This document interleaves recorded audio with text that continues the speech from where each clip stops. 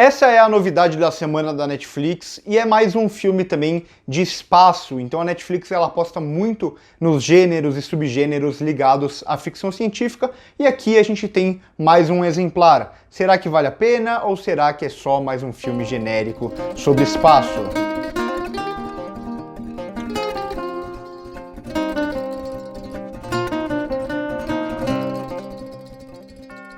Uma das coisas mais fascinantes do cinema para mim é como um filme pode adquirir novos sentidos dentro do contexto que ele está inserido. Por isso que eu sempre critico aqui no canal aquela fala, vamos analisar o filme só por ele mesmo. Esse filme aqui, eu acho que ele não foi escrito pensando no cenário da pandemia, ele deve ter sido escrito antes disso. Mas a gente chega num filme em um cenário onde ele é lançado que ele acaba conversando muito com a nossa realidade, mesmo que sem a intenção inicial. Então aqui a gente tem uma médica sempre tentando salvar vidas e se sacrificando se necessário, aquela ideia de que a gente vê os profissionais da saúde durante a pandemia a cada vez que vai trabalhar correndo risco de vida também, e isso vai estar presente de certa forma no filme, além, é claro, daquela situação desesperadora, da falta de oxigênio e do confinamento aqui presente durante todo o filme. Então é um filme que, no contexto que ele é inserido, ele acaba ganhando um outro significado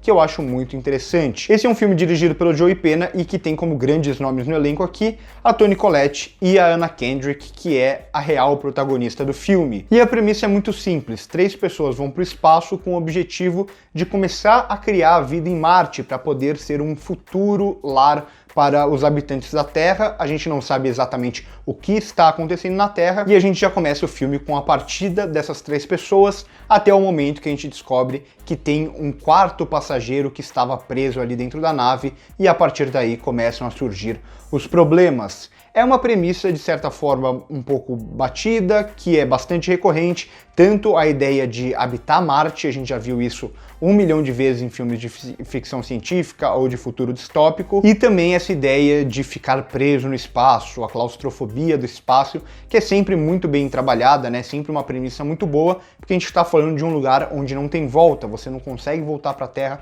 você não consegue sair de dentro da nave, tudo acaba sendo muito perigoso em volta daquelas pessoas, e isso o filme trabalha bem. Desde a abertura, o filme funciona para mim, principalmente na criação de personagens e também na criação de tensão e no trabalho do tempo. A gente vê aqui já direto o filme nos colocando próximo daqueles personagens na missão deles. Então, antes da gente entender quem são aqueles personagens, o que eles estão fazendo, a gente é colocado já no lançamento da nave deles para o espaço, e toda essa sequência inicial é muito bem construída. A tensão é criada a partir do som ambiente ali e de toda aquela trepidação que vai ter da nave, ao mesmo tempo que a gente vê no rosto de cada um, na sutileza da interpretação de cada um, como que vai ser cada personagem, como que é cada personagem e como eles vão reagir quando colocados em uma situação mais complicada. Então a gente vê a personagem que é a líder muito mais calma, muito mais tranquila, ela já fez aquilo várias e várias vezes,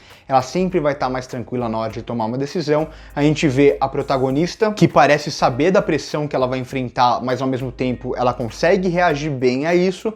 E o terceiro personagem que já não consegue reagir tão bem com a pressão e tudo mais. A gente vê nos primeiros 8, 9 minutos, no lançamento dessa nave, a gente já entende tudo isso sobre os personagens sem precisar de basicamente nenhuma fala. E ao mesmo tempo, o trabalho do tempo aqui é muito bom. Como essa cena vai se estender e vai criar atenção a partir disso. É um filme que não tem nenhuma pressa em nenhum momento, é um filme com apenas uma grande situação para ser resolvida e que vai durar 1h50. Mas isso é justificável, pode ser cansativo para alguns, eu entendo, mas aqui eu acho justificável justamente por você ter essa ideia de como se construir o suspense. Muitas vezes o suspense é construído com calma e aqui vai acontecer a mesma coisa nesse filme. A gente vê que quanto mais as cenas se estendem, quanto mais demora para ter uma conclusão, mais a gente vai ficar tenso, justamente porque a gente vai saber que aqueles personagens, eles não têm tanto tempo de vida, eles não vão ter tanto tempo de oxigênio,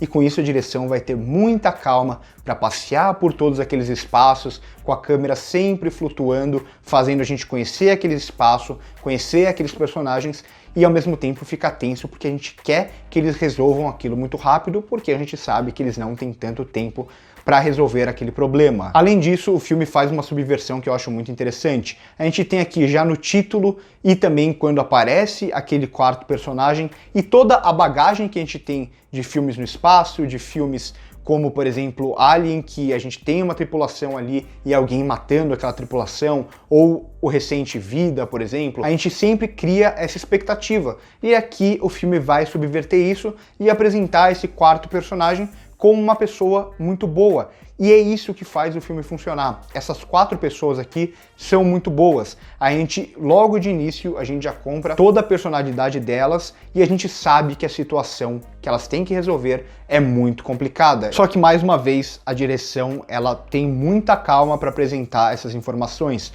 O problema real do filme só vai surgir na metade dele e não no primeiro ato, como a gente está acostumado. Então a direção dá muito tempo pra gente conhecer aqueles personagens, conhecer a dinâmica daqueles personagens até o real problema ser apresentado, que é um problema pequeno por ser um problema localizado, mas ao mesmo tempo um problema grandioso para aquelas personagens. Então o filme ele acaba sugerindo algo até sobrenatural ou algo que puxe mais pro terror, mas na verdade o que ele entrega é um problema muito mais humano, são dilemas muito mais humanos. E esse problema acaba engrandecendo os personagens também, porque é um problema, como eu disse, muito difícil de resolver e um problema que vai exigir sacrifícios deles, vai ser um problema que vai fazer eles terem que tomar decisões muito complicadas, decisões que eles não queriam tomar. E é algo que eu sempre falo dos personagens, né? A gente só conhece um personagem quando a gente vê ele tendo que tomar decisões. Na verdade, não sou eu que falo isso, é o Robert McKee, um dos maiores teóricos de roteiro da história. Então aqui a gente vê isso muito claramente em tela, como esses personagens eles vão engrandecer e a gente vai conhecer mais deles a cada decisão difícil que eles têm que tomar dentro daquele grande problema. Porque sim, é um filme que fica centralizado em apenas esse grande problema a ser resolvido e a partir daí surgem alguns pequenos problemas. É verdade que em determinados momentos o roteiro cria algumas situações para criar esses pequenos problemas que acabam sendo um pouco forçadas ou surgem algumas certas coincidências, mas tudo isso na tentativa de manter o filme engajante, mas no fundo tudo isso vai estar interligado com apenas aquele problema central a ser resolvido. Então, para mim, esse filme funciona principalmente por causa da direção aqui, que é uma direção paciente e consciente, uma direção que espera, dá tempo ao tempo e entende que o filme é sobre o tempo, acima de tudo, ao mesmo tempo que consegue combinar muito bem a grandiosidade do espaço, tudo aquilo que está lá fora, as grandes cenas com muito CGI, que é um bom CGI aqui, e as cenas de confinamento, as cenas em lugares mais fechados, dentro daquela nave que parece um labirinto, que a gente vai passeando com a câmera com muita calma e entende tudo aquilo. Então é um filme que consegue equilibrar muito bem esses dois mundos, o grandioso e o pequeno. E é até nesse segundo que eu acho que ele sai melhor, quando ele foca no mais íntimo, no mais minimalista. Eu gosto muito das atuações aqui, principalmente da atuação da Toni Collette. Ela fala muito pouco no filme, ela aparece muito pouco, mas ela é capaz de dizer muita coisa com o olhar, com pequenos gestos. Então, em determinados momentos, a gente vê no rosto dela e a gente fala, essa personagem que é super experiente, com uma simples reação a gente percebe que tudo aquilo vai ser complicado demais, que não vai ter como resolver, e isso vai aparecer um pouco em todos os personagens. Eu gosto muito das cenas em que não tem diálogos, nas cenas em que a gente apenas vê esses personagens reagindo e agindo naquelas situações. E isso é bastante raro de ver hoje em dia, principalmente